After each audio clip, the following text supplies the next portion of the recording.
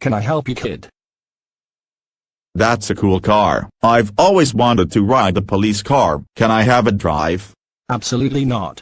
It's government property and full of sensitive equipment. Now, shouldn't you be heading home?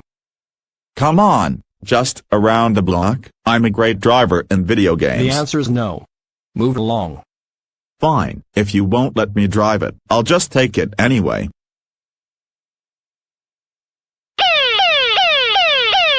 All units. Some kid attacked me and stole my car. Pursue.